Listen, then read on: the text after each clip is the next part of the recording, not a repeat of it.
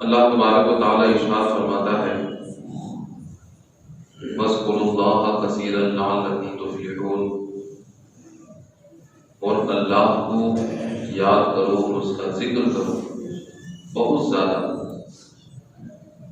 یقیناً تم لوگ کامیاب ہو جاؤ گے۔ اللہ تبارک و تعالی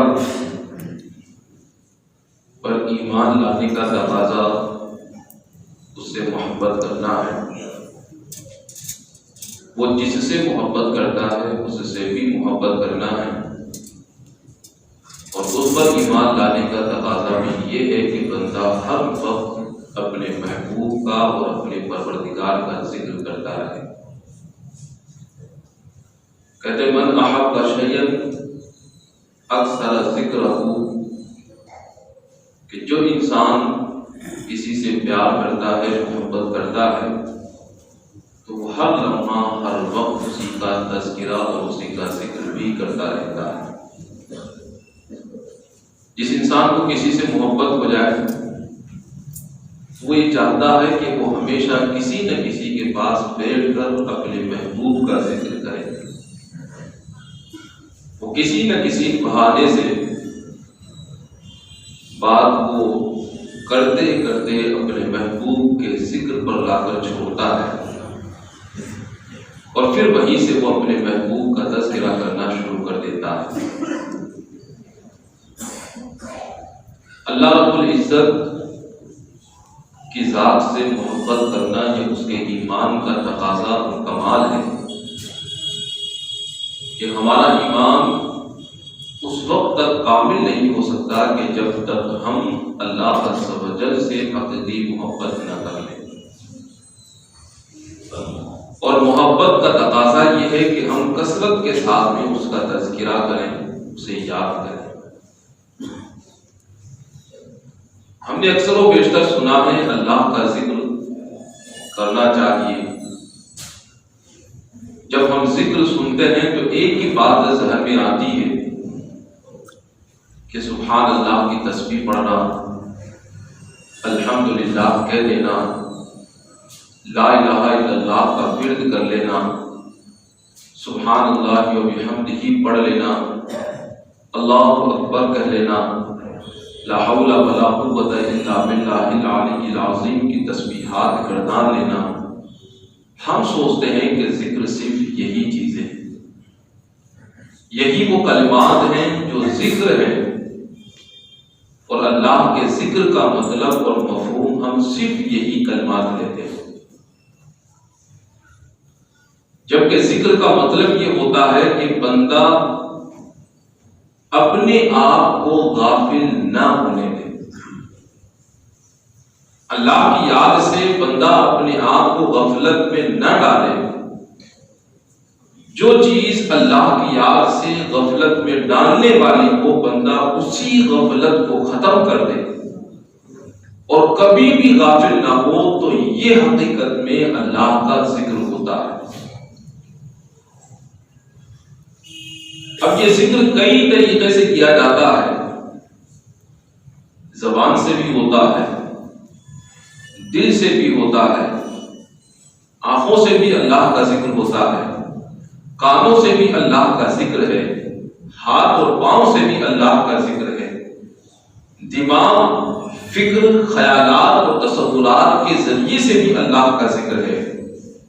بندہ جس طرح چاہے اپنے رب کا ذکر کر سکتا ہے، تو اس طرح ذکر کی بہت ساری قسمیں ہیں، اور اللہ صرف زبانی ذکر کے بارے میں ہمیں حکم نہیں دے رہا ہے، وہ ہمیں یہ حکم دے رہا ہے کہ ہم سر سے لے کر پاؤں تک اپنے پورے جسم کے ساتھ ہر لمحہ اللہ کے ذکر کے اندر مشغول رہیں۔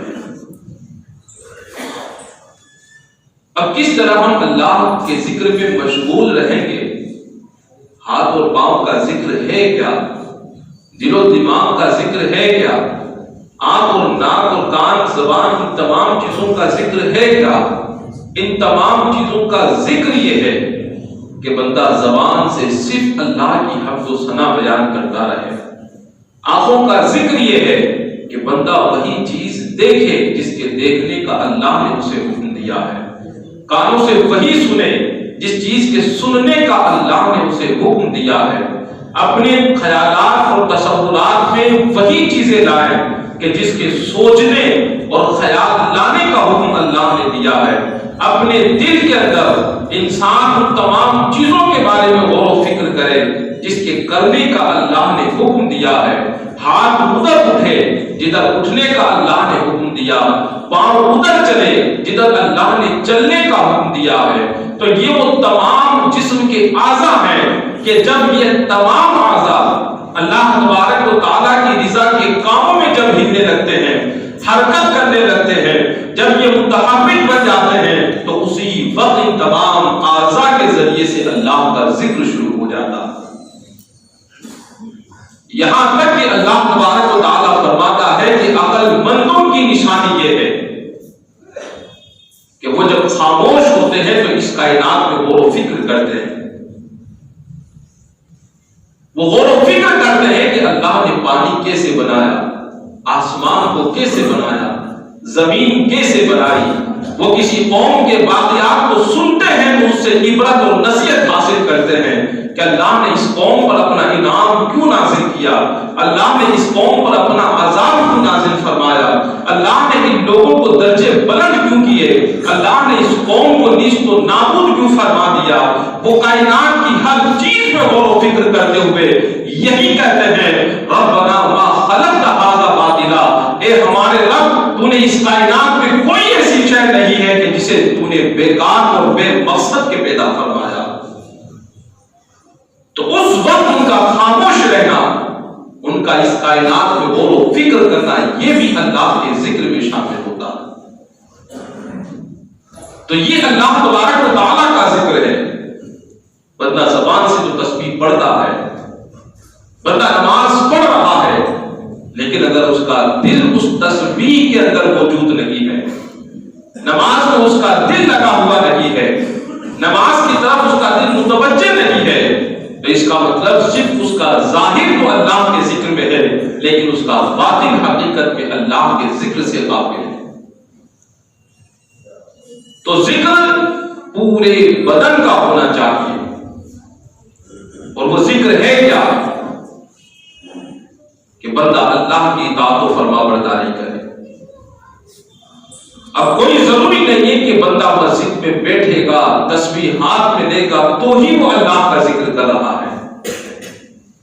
بندہ اگر کاروبار بھی کر رہا ہے، لیکن وہ یہ سوچ کر کاروبار کر رہا ہے کہ میرا رب مجھے دیکھ رہا ہے کہ کہاں میں ملاوٹ کر رہا ہوں، کہاں پر میں جھوٹ بول رہا ہوں، کہاں پر میں انسان کو دھوکہ دے رہا ہوں، میں کس طرح لوگوں کا حق تلف کر رہا ہوں، کس طرح میں بھولے بھالے لوگوں کو نقصان کے اندر ڈال رہا ہوں، ان کے سامنے جھوٹ بول رہا ہوں، انہیں فریب دے رہا ہوں۔ یہ ساری چیزیں جب ایک بندہ کرتے وقت میں جب اپنے رب کا خیال لاتا ہے اور ان تمام غلط چیزوں کو چھوڑ کر جو صحیح چیز ہوتی ہے اسے کہتا ہے، وہی کرتا ہے، اور اس وقت بھی اللہ کے ذات پر اور اللہ کے فضل و کرم پر، اس کے توکل پر جب بندے کی نگاہ ٹکی ہوئی ہوتی ہے، تو یہی وہ وقت ہوتا ہے کہ جو انسان کا اللہ کے ذکر میں گزر رہا ہوتا ہے۔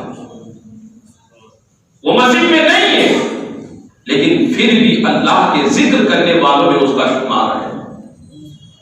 ایک بندہ سفر کر رہا ہے، سیر و تفریح کر رہا ہے، لیکن اس وقت وہ کائنات کی چیزوں میں بیٹھا ہوا سوچ رہا ہے، وہ اس کائنات اور اللہ کی مخلوقات کے بارے میں غور و فکر کر رہا ہے، اللہ کی قدرت کی نشانیوں کو دیکھ رہا ہے، ان نشانیوں میں غور و فکر کر کے وہ اللہ تعالیٰ کی عظمت اور اس کی جلالت کو دیکھ رہا ہے، تو اس کا یہ خاموش بیٹھے رہنا، اس کا یہ غور و فکر کرنا، یہ بھی اللہ کے ذکر میں شمار کیا جاتا ہے۔ وہ بندہ اگرچہ اپنی زبان کو حرکت نہیں دے رہا ہے، لیکن پھر بھی وہ بندہ اللہ کے ذاکرین میں شمار کیا جاتا ہے۔ تو ذکر صرف کلمہ پڑھنا، صرف تسبیحات پڑھنے کا نام نہیں، حقیقی ذکر یہ ہے کہ بندہ اپنے پورے جسم کے اعضاء کو اللہ کی اطاعت میں اس کی فرما برداری کے اندر لگا دے،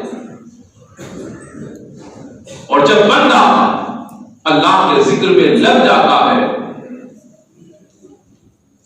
تو اللہ تبارک و تعالیٰ فرماتا ہے انا عند ظن عبدی بی، میں اپنے بندے کے گمان کے مطابق ہوتا ہوں، وہ جیسا میرے بارے میں سوچے گا مجھے ویسا ہی پائے گا۔ اس کا خیال یہ ہے کہ میں اسے کسی کا محتاج نہیں بننے دوں گا، اس کا اس بات کے تعلق سے میرے تعلق سے اس کا خیال یہ ہے، اس کا مجھ پر یقین یہ ہے کہ میں کبھی اسے کسی کا محتاج نہیں بننے دوں گا تو میرا بندہ مجھے ویسا ہی کرنے والا پائے گا۔ میں کبھی ایسے حالات پیدا نہیں ہونے دوں گا کہ میرا بندہ دوسروں کا محتاج ہو جائے اور دوسروں کے سامنے ہاتھ پھیلانے والا بن جائے۔ اگر میرا بندہ میرے بارے میں یہ خیال کرتا ہے کہ میرا رب میری مغفرت فرما دے گا تو میں اس کی مغفرت فرما دیتا ہوں۔ میرا بندہ یہ سوچتا ہے، یہ خیال کرتا ہے کہ میں اپنے بندے کو کسی تکلیف اور پریشانی میں مبتلا نہیں ہونے دوں گا، اس کا یقین جتنا مضبوط ہوتا ہے تو اللہ تعالیٰ اس بندے کے ساتھ وہی معاملہ ہمیشہ طے فرمایا کرتا ہے۔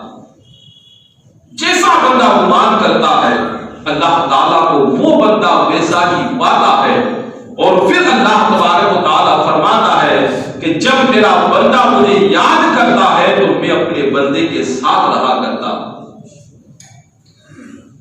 ایک بندے کے لیے یہ بات کتنی عظیم ہے کہ جس وقت وہ اپنے رب کو یاد کرتا ہے تو اس کا رب اس وقت میں اس کے ساتھ ہوتا ہے۔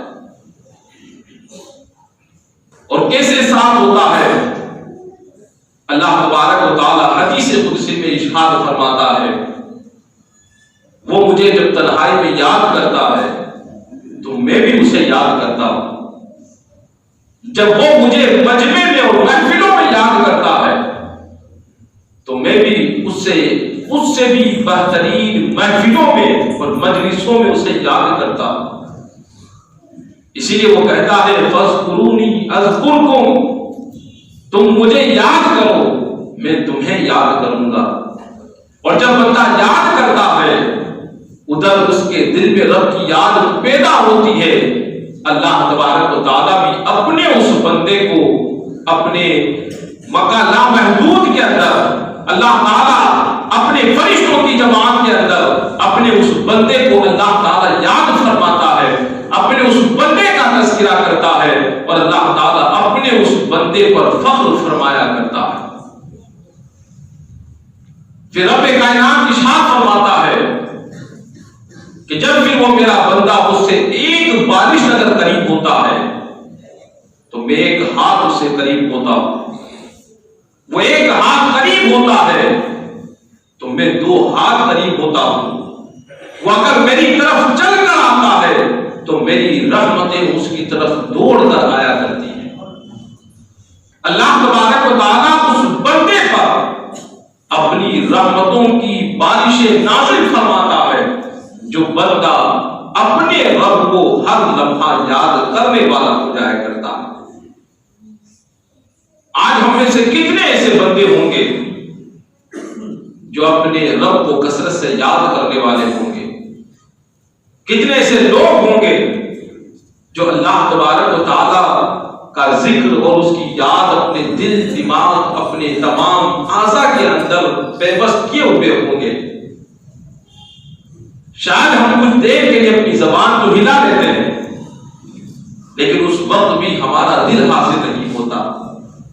شاید ہم کچھ تسبیحات تو پڑھ لیتے ہیں لیکن وہ کچھ لمحوں کے بعد ہماری اسی زبان سے گالیاں سنائی دیتی ہے، ہماری اسی زبان سے جھوٹ نظر آتا ہے، ہماری اسی زبان سے ہم ایک دوسرے کو تکلیف دیتے ہوئے ہم لوگ نظر آتے ہیں، ہمارے انہی اعضاء سے ہزاروں قسم کے گناہ صادر ہوتے ہوئے ہمیں نظر آتے ہیں۔ تو اس کا مطلب یہ ہے کہ حقیقی معنی میں، حقیقی طور پر ہم نے اپنے رب کو یاد نہیں کیا اور اپنے رب کا ذکر ہم نے نہیں کیا ہے۔ آقا کریم صلی اللہ علیہ وسلم ارشاد فرماتے ہیں کہ اللہ کا ذکر کرنے والے اور نہ کرنے والے کی مثال ایک زندہ اور مردہ انسان کی طرح ہے۔ ایک روایت میں فرمایا کہ اللہ کا ذکر کرنے والا انسان غافلین میں، ان لوگوں میں جو اللہ کا ذکر نہیں کرتے ہیں، ان تمام لوگوں میں ایسے ہے کہ جیسے سوکھے ہوئے ایک جنگل کے اندر، ایک وادی کے اندر، کہ جہاں کے سارے درخت گھاس پھوس سب سوکھ چکے ہو، ایسے علاقے کے اندر ایک ہی درخت ہو جو ہرا بھرا ہو، ایک ہی درخت ہو جو پھل دینے والا ہو، ایک ہی درخت ہو جو چھاؤ دینے والا ہو، ایک ہی درخت ہو جو لوگوں کو ٹھنڈی ہوائیں دینے والا ہو، تو جو ایک مقام اس خشک وادی کے اندر اس درخت کا ہوا کرتا ہے، وہی مقام اس انسان کا ہوتا ہے جو غافلین کے اندر رہ کر بھی اللہ تعالیٰ کا ذکر کرتا ہے اور اپنے رب کو یاد کیا کرتا ہے۔ کتنا خوش نصیب ہے وہ انسان کہ اللہ کے فرشتے بڑے فخر کے ساتھ میں اس کو دیکھا کرتے ہیں جو اللہ کا ذکر کرتا ہے۔ آج ہم جب رات ہو جاتی ہے تو آسمان میں ٹمٹماتے ہوئے ان ستاروں کی طرف اپنی نگاہوں کو لے جاتے ہیں۔ اس تاریک رات میں ان روشن ستاروں کو دیکھ کر ہم اپنے دل کے اندر ایک خوشی محسوس کرتے ہیں، اپنی آنکھوں کے اندر ایک ٹھنڈک محسوس کرتے ہیں۔ رات کے اس نظارے کا ہم بہت ہی بہترین انداز کے اندر فائدہ حاصل کرتے ہیں۔ بڑی خوشی کا عالم، فرحت و انبساط کا وہ ماحول ہوتا ہے، بڑا ہی اس میں مزہ اور لطف اور سرور حاصل ہوتا ہے۔ یہ ہماری کیفیت ہوتی ہے کہ ہم بڑی چاہت کے ساتھ ان ستاروں کو دیکھتے ہیں، لیکن اس آسمان میں بھی اللہ کے وہ فرشتے ہیں کہ جو زمین پر بھی اسی طرح فرحت کے ساتھ میں، خوشی کے ساتھ میں، اشتیاق اور چاہتوں کے ساتھ میں دیکھا کرتے ہیں۔ انہیں بھی اس زمین پر ستارے نظر آتے ہیں، رات کی اس تاریکی کے اندر وہ بھی ان ستاروں کو بڑے ذوق و شوق کے ساتھ میں دیکھا کرتے ہیں۔ وہ ستارے کیا ہوتے ہیں؟ وہ اللہ کے ذکر کرنے والے بندے کے گھر ہوا کرتے ہیں، وہ جگہ ہوا کرتی ہے جہاں اللہ کا بندہ ذکر کرتا ہے تو وہاں اللہ کی رحمتوں کی بارشیں نازل ہوتی ہے، وہ جگہ چاروں طرف سے روشن ہو جاتی ہے، جگمگانے لگتی ہے، اور آسمانوں سے فرشتے اسی جگمگاہٹ کو دیکھ کر خوش ہوا کرتے ہیں اور رب کائنات کی بارگاہ میں اس بندے کے لیے دعائے مغفرت کیا کرتے ہیں جو اس رات کے اندر غافلین میں رہتے ہوئے بھی اپنے رب کو فراموش نہیں کرتا ہے۔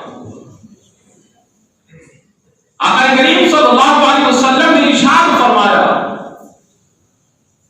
کہ جس انسان سے ساری رات عبادتیں نہ ہو سکے، جو انسان اللہ کی راہ میں اپنا مال خیرات نہ کر سکتا ہو، جو صدقہ و خیرات کرنے کی طاقت نہیں رکھتا، جو ساری رات شب بیداری اللہ کی عبادت میں نہیں گزار سکتا، جو انسان اللہ کی راہ میں جہاد نہیں کر سکتا، میرے آقا ارشاد فرماتے ہیں کہ وہ انسان کثرت سے اللہ کا ذکر کیا کرے۔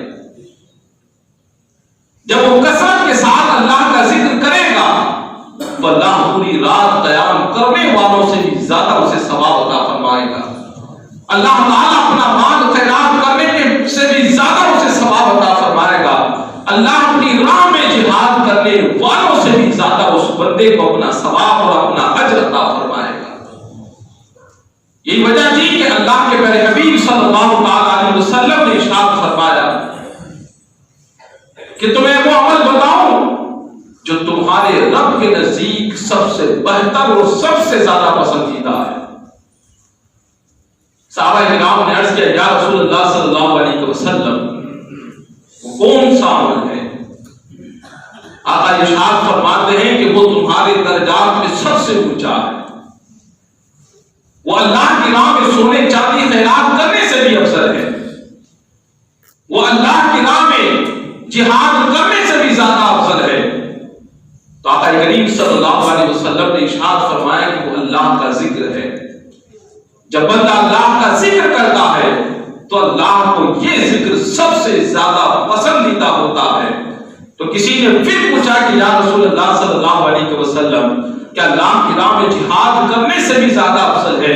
تو میرے آقا ارشاد فرماتے ہیں ہاں، یہاں تک کہ اگر کوئی مجاہد اپنی تلوار سے لڑتا رہے، اس کی تلوار ٹوٹ جائے، اتنی شدت کے ساتھ میں بھی اگر کوئی جہاد کرتا ہو، اس سے بھی افضل اللہ تبارک و تعالیٰ کا کثرت کے ساتھ میں ذکر کرنا ہے۔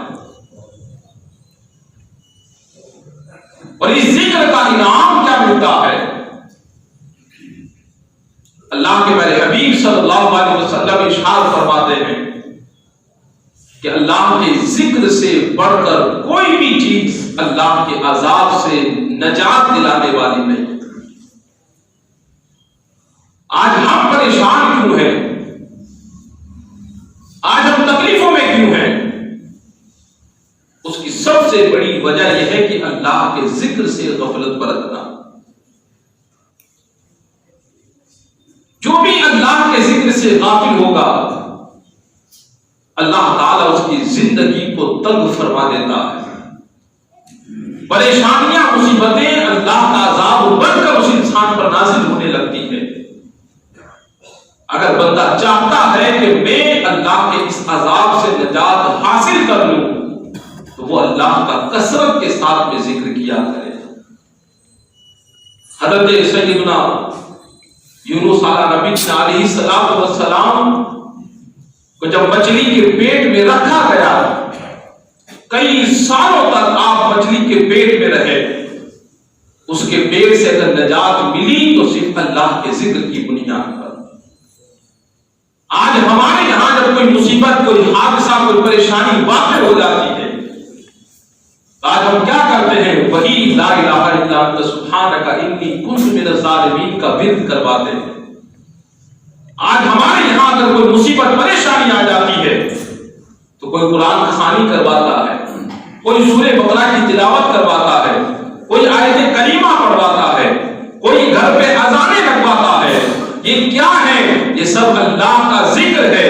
اور یہ اللہ کا ذکر ہم کرواتے کیوں ہیں؟ کیونکہ اللہ کے عذاب سے، اللہ کے ذکر سے بڑھ کر کوئی چیز ہمیں نجات دلانے والی نظر نہیں آتی۔ اور روایتوں میں آتا ہے کہ جو بندہ اللہ کا ذکر نہیں کرتا ہے، وہ انسان شیطان کے وسوسوں کا اور شیطان کی نحوست کا شکار ہو جاتا ہے، اللہ کے عذاب کا شکار ہو جاتا ہے۔ پھر اس کی زندگی میں ہر طرف سے پریشانیاں اور دشواریاں پیدا ہونا شروع ہو جاتی ہیں۔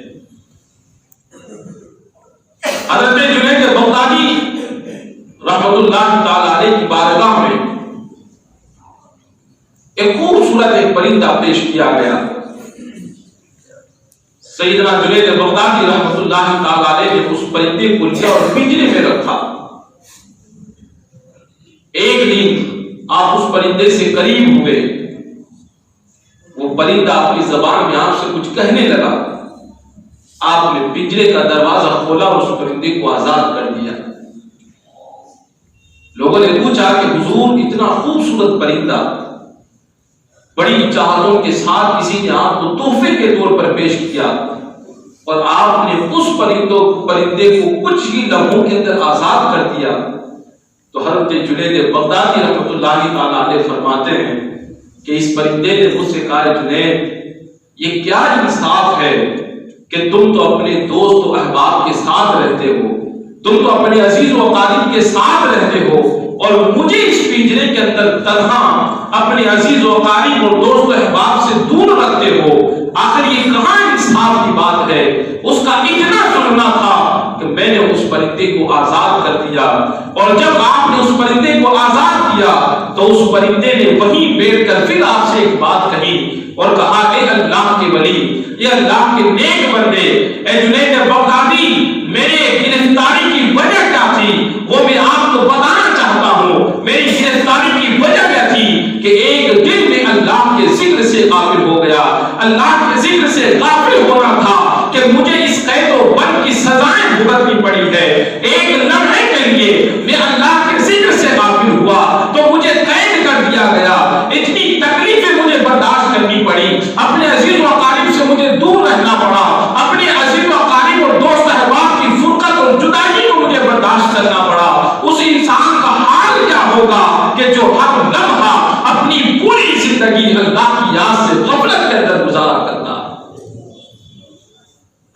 جنید بغدادی رحمۃ اللہ تعالی علیہ نے جب اس پرندے کو آزاد کیا تو اس کے بعد روزانہ وہ پرندہ آپ کے دسترخوان پر آ کر کھانا چنا کرتا تھا، اور جس دن حضرت سیدنا جنید بغدادی رحمۃ اللہ تعالی علیہ کا وصال ہوا اس دن وہ پرندہ بھی وہیں آ کر تڑپ کر اپنی جان اللہ کے حوالے کر دیتا۔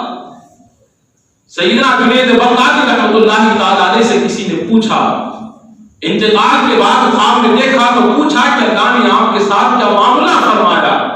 تو آپ نے فرمایا کہ میرے رب نے ایک جانور پر رحم کرنے کی وجہ سے مجھ پر رحم فرمایا، میرے رب نے ایک جانور پر رحم کرنے کی وجہ سے میری مغفرت فرما دی۔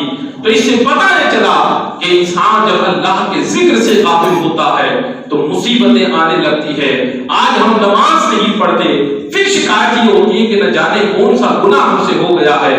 آج ہم گناہ کرتے ہیں، گناہ پہ گناہ کرتے جاتے ہیں، لیکن اس کے باوجود ہمیں احساس نہیں ہوتا کہ ہم نے کتنے گناہ کیے ہیں۔ اس کے باوجود ہم یہ تصور کرتے ہیں کہ ہم گناہوں سے پاکیزہ ہیں، ہم گناہوں سے پاک و صاف ہیں، ہم سے کوئی گناہ ہوتا ہی نہیں، نہ جانے رب معاذ اللہ ہمیں کس گناہ کی سزا دے رہا ہے۔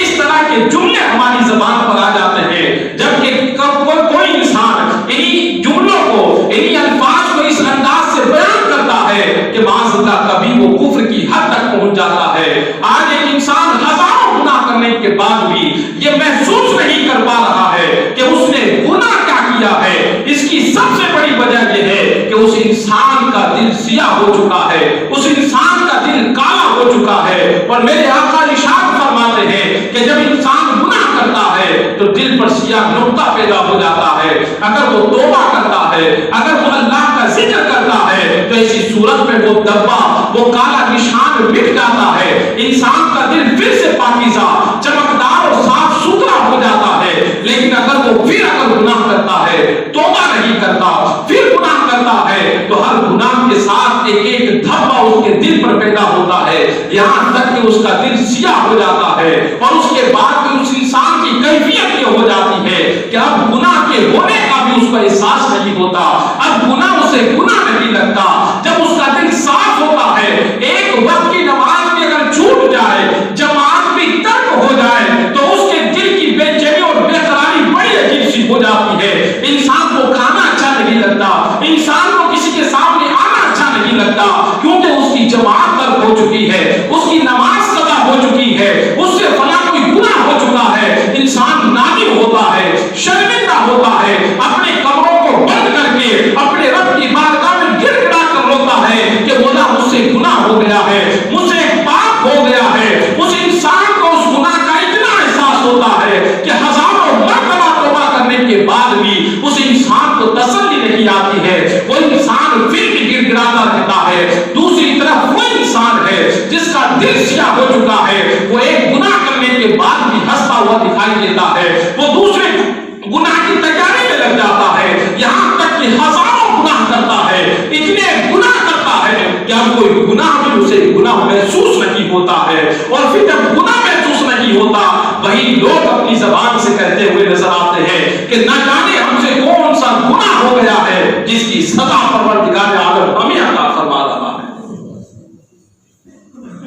آج ہم دین کے سکون کے لیے الگ الگ جگہوں پر الگ الگ چیزیں ہم تلاش کرتے ہیں تاکہ کسی نہ کسی طریقے سے ہمارے دل کو سکون مل جائے۔ کوئی انسان پریشان ہو جاتا ہے تو سکون کے لیے وہ باہر گھومنے چلا جاتا ہے۔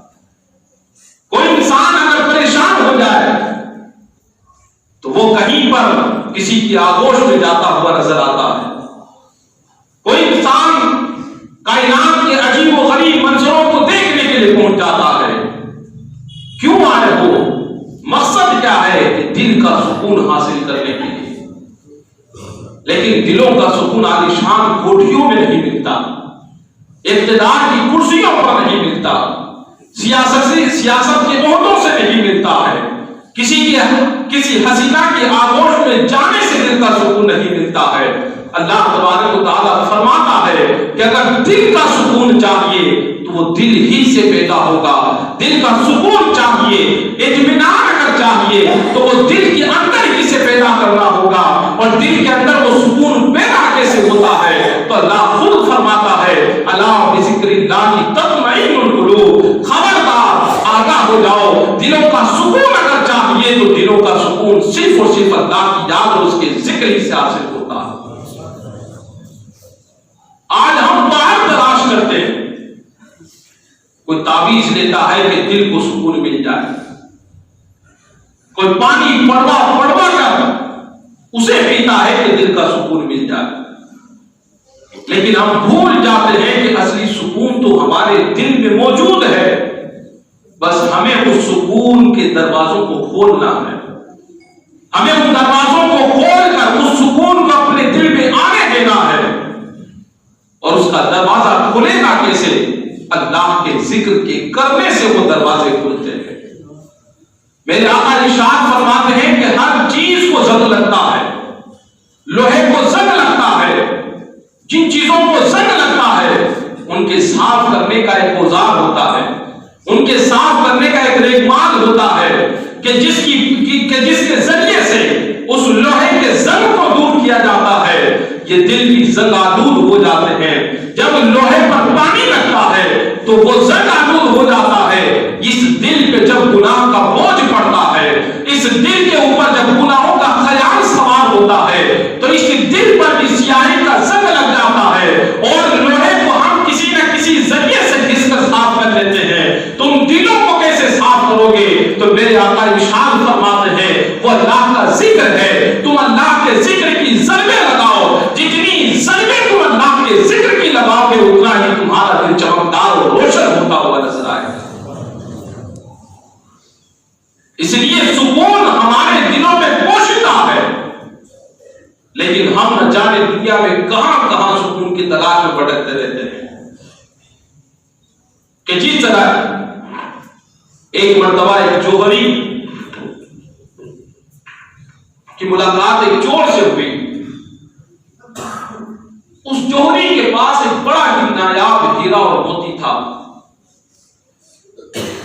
اس چور کی نظر جب پڑی کہ اس جوہری کے پاس ایک بڑا ہی انمول نایاب اور گرا قدر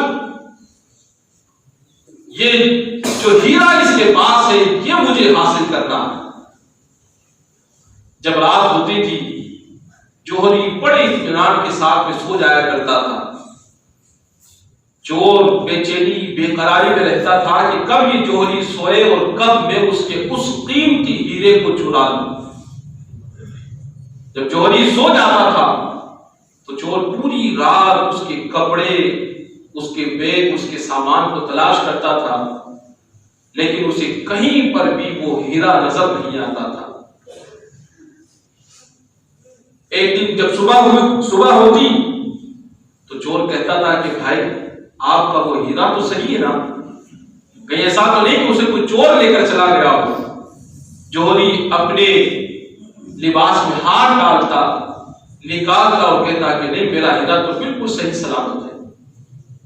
چور بڑا حیران اور پریشان ہوتا تھا کہ یہ لباس تو میں نے چیک کیا تھا, اس جیب کو تو میں نے ٹٹولا تھا, لیکن اس وقت یہ ہیرا اس میں موجود نہیں تھا, اب کہاں سے آیا؟ پھر اللہ کے ہوا تو چور نے کہا کہ اس رات میں اپنا ہاتھ صاف کروں گا. اس رات بھی چور کو کچھ نہیں ملا. دوسرا دن گزر گیا, تیسرا دن بھی گزرا, چوتھا دن بھی گزرا. آخر کار اس چور نے عاجز ہو کر کہا کہ بھائی جان میں آپ سے ایک بات کہنا چاہتا ہوں کہ میں کوئی سفر کرنے کا میرا کوئی ارادہ نہیں تھا. میں نے تو آپ کا جو ہیرا دیکھا اس کے لالچ میں آپ کے ساتھ ہو گیا تھا, اور پورے سفر میں آپ کے ساتھ اس لیے رہا تاکہ موقع پا کر میں آپ کے اس ہیرے کو چرا سکوں. لیکن ہر رات میں آپ کے کپڑوں کی تلاشی دیتا تھا, آپ کے سامان کی تلاشی دیتا تھا, لیکن وہ ہیرا مجھے کہیں پر بھی نہیں دکھائی دیتا تھا. صبح ہوتی تھی تو پھر وہ آپ کے لباس میں دکھتا تھا. آخر اس کا راز کیا ہے؟ تو وہ جوہری کہتا ہے کہ اس کا راز یہ ہے کہ جب تو میرے ساتھ ہوا تھا میں جان گیا تھا تو کوئی مسافر نہیں ہے, تیرا کہیں جانے کا ارادہ نہیں ہے, تو چور ہے اور میرے ہیرے کو چرانے کی نیت سے میرے ساتھ ہوا ہے. جب رات کا سے میں تیری نظروں سے چھپا کر اس ہیرے کو تیرے کی لباس کے اندر ڈال دیا کرتا تھا اور تو پوری رات میرا لباس چیک کرتا تھا، آخر میں حقیقت میں تو وہ تیرے لباس کے اندر ہی موجود ہوتا تھا، اور جب تو صبح سویا رہتا تھا تو رات کو اٹھ کر صبح ہونے سے پہلے وہ ہیرا تیرے لباس سے نکال کر میں پھر اپنے لباس میں رکھ لیا کرتا تھا۔ اسی طرح یہ راتیں ہماری چلتی رہی جس کی وجہ سے تجھے وہ جوہر نہ مل سکا، وہ ہیرا تمہیں دستیاب نہ ہو سکا۔ یہی وجہ ہے کہ آج وہ ہیرا، وہ سکون کا ہیرا ہمارے دلوں کے اندر موجود ہے، لیکن ہم پوری دنیا میں نہ جانے کہاں کہاں اس سکون کی تلاش میں ڈوب رہے ہیں۔ اگر حقیقت میں ہم اپنے رب سے لو لگا دیں، اپنے رب کی یاد میں مست ہو جائیں، اپنے رب کے ذکر میں مست ہو جائیں اور اپنی زبان کے ساتھ ساتھ اپنے دل کو بھی اس زبان کے ذکر میں شامل کر لیں اور پھر ان تنہائیوں میں اپنے رب کی بارگاہ میں سجدہ کر کے اس رب کو یاد کرتے ہوئے، اس کو پکارتے ہوئے دل کی گہرائیوں سے جب ہم بولیں گے اور اس کا ذکر کریں گے تو اس سکون کے ایسے دروازے کھل جائیں گے کہ پھر نہ دنیا کی دولت کی چاہت ہوگی، نہ دنیا کے مال و زر کی چاہت ہوگی، نہ کسی انسان کے بڑے بڑے لوگوں کو دیکھ کر ہمیں کوئی لالچ پیدا ہوگا، نہ کسی چیز کے آنے پر خوشی ہوگی، نہ کسی چیز کے جانے اور ختم ہونے کا غم ہوگا، کیونکہ ہمارے وہ ساری چیزیں، وہ ہمارے لالچ، وہ ہمارا حرص، وہ ہماری ہوس، یہ تمام کے تمام چیزیں فنا ہو جاتی ہیں اور اس دل میں صرف اور صرف رب کائنات کی محبت پیدا ہو جاتی ہے۔ پھر ایسا سکون مل جاتا ہے کہ کسی کے مال کے آنے سے بھی ہمیں کوئی خوشی میسر نہیں آتی، اور اگر مال ہمارا تباہ ہو جائے تو ہمیں کوئی غم اور فکر لاحق نہیں ہوتی ہے۔ اور جس انسان کی یہ کیفیت ہو جاتی ہے اس انسان کا دل دنیا کے سب سے بڑے اطمینان اور سکون کا مقصد بن جایا کرتا ہے۔ تو اگر ہم چاہتے ہیں کہ دلوں کو سکون ملے تو اللہ کو یاد کریں، اس کا ذکر کریں، اس کی تسبیحات پڑھیں اور زبان کے ساتھ ساتھ اپنے دل کو بھی اس کے ذکر میں شامل کریں، اپنی اعضاء کو بھی اس کے ذکر میں شامل کریں۔ جب انسان مکمل طریقے سے رب کی یاد میں مست ہونے لگتا ہے تو پھر رب کائنات بھی اپنے قرب کے دروازے اس بندے کے لیے کھول دیا کرتا ہے۔ آج اگر آپ معلوم کرنا چاہیں کہ پروردگار عالم کے یہاں ہمارا مرتبہ اور مقام کیا ہے، ہمارا درجہ رب کی بارگاہ میں کتنا بڑا ہے، تو ہم آسانی کے ساتھ میں معلوم کر سکتے ہیں۔ اگر ہم چاہیں کہ دیکھنا کہ رب ہمیں یاد کر رہا ہے کہ نہیں کر رہا ہے تو ہم آسانی کے ساتھ میں یہ معلوم کر سکتے ہیں۔ ایک اللہ کے ولی تھے، وہ کہا کرتے تھے کہ اس وقت میرا رب مجھے یاد کر رہا ہے، وہ کہا کرتے تھے اس وقت میرا رب میرا ذکر کر رہا ہے۔ لوگ کہتے تھے کہ تمہیں کیسے پتا چلا کہ اس وقت رب کائنات مجھے یاد کر رہا ہے؟ تو وہ کہتے تھے کہ میرا رب کہتا ہے تم مجھے یاد کرو، میں تمہیں یاد کروں گا۔ تو اس وقت میں اپنے رب کو یاد کر رہا ہوں، تو اس سے مجھے پتا چلا کہ میرا رب بھی اس وقت مجھے یاد فرما رہا ہے۔ اور آقا کریم صلی اللہ علیہ وسلم ارشاد فرماتے ہیں کہ جنت کی کیاریوں سے جب گزرا کرو تو اس میں کچھ پھل چن لیا کرو۔ تو صحابہ کرام نے عرض کی یا رسول اللہ صلی اللہ علیہ وسلم یہ جنت کی کیاریاں کیا ہیں؟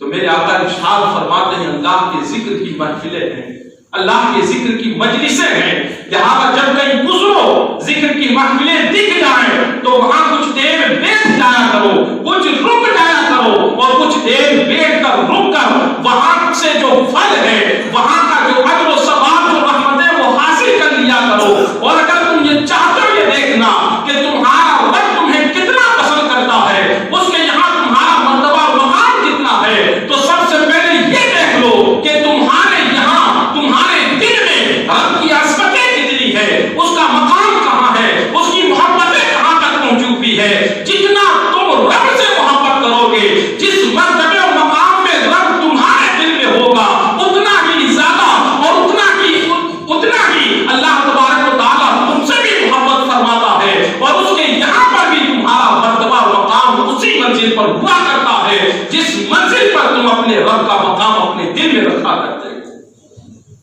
اب ہم کتنا رب کو چاہتے ہیں، کتنا اس کی مانتے ہیں، کتنا ہم اسے ہر وقت یاد کرتے ہیں، جتنا ہم کریں گے تو سمجھ لیں کہ رب بھی کائنات بھی ہمیں اسی طرح یاد فرمایا کرتا ہے۔ آقا کریم صلی اللہ علیہ وسلم فرماتے ہیں کہ معراج کی شب میں نے ایک اللہ کے بندے کو دیکھا جو عرش الہی کے نور کے اندر پورا غرق تھا اور ڈوبا ہوا تھا۔ میں نے جبرائیل سے پوچھا، جبرائیل یہ کون ہے؟ کیا یہ کوئی نبی ہے؟ عرض کیا نہیں یا رسول اللہ صلی اللہ علیہ وسلم۔ میں نے پوچھا کیا کوئی شہید ہے؟ کہا یا رسول اللہ صلی اللہ علیہ وسلم یہ شہید بھی نہیں ہے۔ پھر پوچھا کہ جبرائیل پھر یہ کون ہے؟ تو حضرت جبرائیل نبی عرض کرتے ہیں یا رسول اللہ صلی اللہ علیہ وسلم یہ اللہ کا وہ بندہ ہے، یہ آپ کا وہ امتی ہے جو ہر وقت اپنی زبان کو اللہ کے ذکر سے تب رکھا کرتا تھا۔ یہ وہ اللہ کا بندہ ہے کہ جس کا دل مسجدوں میں لگا کرتا تھا۔ یہ وہ اللہ کا بندہ ہے کہ جس نے کبھی بھی اپنے ماں باپ کو گالیاں نہیں دلوائی۔ یہ تین خوبیاں اس بندے میں ہیں جس کی بنیاد پر اللہ تبارک و تعالیٰ نے اسے اپنے عرش کے نور کے اندر غرق فرما دیا۔ کیا خوبی تھی کہ ہر وقت اس کی زبان اللہ کے ذکر سے تر رہتی تھی۔ دوسری چیز کہ اس کا دل مسجدوں میں لگا کرتا تھا۔ آج نہ تو ہماری زبان ہر وقت اللہ کے ذکر میں مشغول رہتی ہے، ہماری زبان تو ہر وقت گالی گلوچ سے تر رہتی ہے، غیبتوں سے تر رہتی ہے، لوگوں کے دماغوں میں بدگمانیاں پیدا کرنے سے تر رہتی ہے، ایک دوسرے کی چغلیاں کھانے میں تر رہتی ہے، ایک دوسرے کو حرام مال کھلانے کا طریقہ بتانے میں، ایک دوسرے کو ذلیل کرنے میں تر رہتی ہے۔ ہمارا دل مسجدوں میں لگتا نہیں ہے۔ نماز کے بالکل آخری وقت میں ہم مسجدوں میں آتے ہیں اور بالکل جلدی سب سے پہلے مسجدوں سے نکلنے کی کوششیں کرتے ہیں۔ آقا کریم صلی اللہ علیہ وسلم کے دور کے منافقوں کا حال بھی یہی ہوتا تھا کہ وہ مسجد میں سب سے آخر میں آتے تھے اور سب سے پہلے مسجد سے نکلنے والے وہی لوگ ہوتے تھے۔ آج وہی اسی نفاق کا یہ طریقہ، منافقوں کا یہی انداز آج ہم نے اپنا لیا ہے۔ آج مسجد میں تھوڑی سی تاخیر ہو جائے تو ہم پریشان ہونے لگتے ہیں۔ آج مسجد میں اگر بیٹھنے کا موقع مل جائے تو ہم بیٹھنے کو تیار نہیں ہوتے ہیں۔ اگر برسات آ رہی ہے، پتہ ہے کہ ہم گھر نہیں جا سکتے، لیکن اس کے باوجود ہم مسجد میں بیٹھنا پسند نہیں کریں گے، باہر سیڑھی پر بیٹھنا پسند کر لیں گے، باہر کھڑے ہو کر اس برسات کے ختم ہونے کا انتظار ضرور کرتے رہیں گے۔ لیکن اللہ کے گھر میں بیٹھنے میں اتنی بے چینی بے قراری ہوتی ہے کہ فوراً نکلنا ہمیں منظور ہے۔ باہر جائیں ہم نہ نکل پائیں، اپنی منزل مقصود تک ہم نہ پہنچ پائیں، لیکن پھر بھی کھڑے وہیں رہیں گے کیونکہ اللہ کے گھروں میں ہمارا دل نہیں لگتا ہے۔ آج نماز میں ذرا سی تاخیر ہو جائے تو ہماری زبان سے بے چینی اور بے قراری دل کی نکلنے لگتی ہے۔ آج اگر کہیں واعظ و نصیحت کی محفلیں کچھ لمبی ہو جائے تو ہماری زبان سے اسی بے قراری کے نتیجے نکلنا شروع ہو جاتے ہیں، چابی گوئیاں شروع ہو جاتی ہیں، غیبتیں شروع ہو جاتی ہیں، گالی گلوچ کا ماحول شروع ہو جاتا ہے، ایک دوسروں کی عزتوں کو پامال کرنے کا طریقہ شروع ہو جاتا ہے۔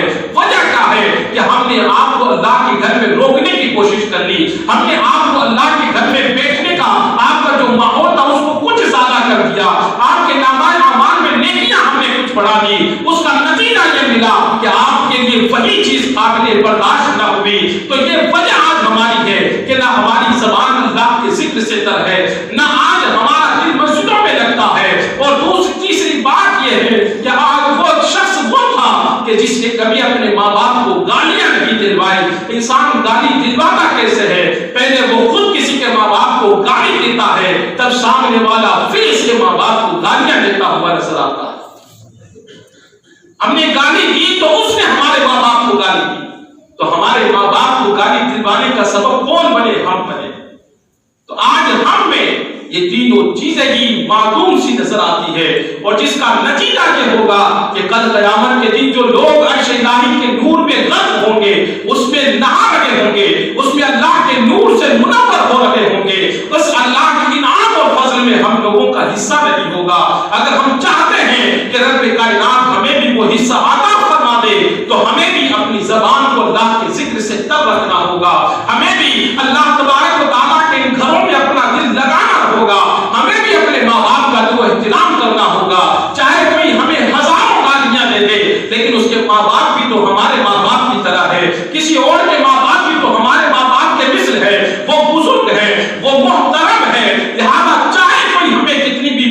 گالی کیوں نہ دے، لیکن ہمیں پلٹ کر اس کا جواب نہیں دینا ہے، ہمیں اس کے ماں باپ کا احترام کرنا ہے، ہمیں جواب نہ دے کر اسے سکھانا ہے کہ تیرا جو طریقہ ماں باپ کو گالی دینے کا ہے، ہمارے رب نے، ہمارے دین نے ہمیں وہ چیزیں نہیں سکھائی۔ ہم تیرے بھی ماں باپ کا احترام کرتے ہیں، ہم دوسروں کے ماں باپ کا بھی اپنے بھی والدین کی طرح احترام کرتے ہوئے نظر آتے ہیں۔ اللہ تبارک و تعالی کل قیامت کے دن نور کے ممبروں پر کچھ لوگوں کو بٹھائے گا۔ اللہ تبارک و تعالی انہیں نور کا لباس پہنائے گا، ان کے اوپر نور کی بارشیں ہو رہی ہوں گی، انبیاء اور شہداء دیکھ کر ان پر رشک کر رہے ہوں گے۔ آقا کریم صلی اللہ علیہ وسلم نے ارشاد فرمایا کہ وہ اللہ کے بندے نور میں غرق ہوں گے۔ تو ایک اعرابی کھڑے ہوتے ہیں، عرض کرتے ہیں یا رسول اللہ صلی اللہ علیہ وسلم وہ کون لوگ ہوں گے کہ اللہ تبارک و تعالیٰ جن کے لیے یہ نور کا منبر، یہ نورانی ماحول، نورانی لباس، ان کا بدن نورانی، ہر چیز نور میں غرق ہوگی۔ میرے آقا ارشاد فرماتے ہیں کہ وہ مختلف قبیلوں، مختلف شہروں سے، مختلف ذاتیوں سے تعلق رکھنے والے لوگ ہوں گے، لیکن وہ ایک ہوں گے اللہ سے محبت کرنے کی وجہ سے، وہ اللہ سے محبت کرنے کی وجہ سے ایک ساتھ بیٹھنے والے ہوں گے، وہ اللہ سے محبت کی وجہ سے ایک ساتھ بیٹھ کر اللہ کا ذکر کرنے والے لوگ ہوں گے۔ تو جو اللہ کا ذکر کرنے والے لوگ ہوں گے، جو ایک ساتھ بیٹھ کر اللہ کو یاد کرنے والے لوگ ہوں گے، اللہ تعالیٰ کل قیامت کے دن یہ مرتبہ اور مقام لوگوں کو عطا فرمائے گا جو اللہ کی رضا کے لیے صرف اس کو یاد کرنے کے لیے اس کی محفلیں اور اس کے ذکر کی محفلیں قائم کرنے والے لوگ ہوں گے۔ اللہ تبارک و تعالیٰ قیامت کے دن ان بندوں کو یہ انعام اور اکرام عطا فرمائے گا۔ اس لیے اللہ پر ایمان اگر ہم لاتے ہیں، ہمارا ایمان اللہ پر ہے، تو پھر ہمیں اس سے محبت کرنی ہوگی، اور جس سے محبت کرتے ہیں اس محبت کا ثبوت خالی زبان سے نہیں دیا جاتا ہے، عملی طور پر اس محبت کو ثابت کیا جاتا ہے۔ اور عملی طور پر کیسے کہ بندہ جس سے محبت کرتا ہے وہ اس کا کثرت کے ساتھ میں ذکر کرتا ہے، اور رب کا ذکر کیا ہے کہ ہمارے جسم کا کوئی بھی عضو رب کے حکم کے خلاف عمل کرتا ہوا دکھائی نہ دے، ہمارے جسم کا کوئی بھی عضو اللہ کی نافرمانی کرتا ہوا دکھائی نہ دے۔ ہم مسجد میں ہوں تب بھی اللہ یاد رہے، ہم گھر میں ہوں تب بھی اللہ یاد رہے، ہم کاروبار میں ہوں تب بھی اللہ تعالیٰ کی ذات ہمارے دل و دماغ میں رہے۔ تو جب یہ کیفیت ہمارے اوپر پیدا ہو جائے گی تو یقیناً ہم اللہ کا ذکر کرنے والوں میں شمار ہوں گے۔ اللہ تعالیٰ ہم سب کو اپنا ذکر کرنے کی توفیق عطا فرمائے۔ استغفر اللہ ربی من کل ذنب و اتوب الیہ، وآخر دعوانا الحمد للہ رب العالمین۔ السلام علیکم۔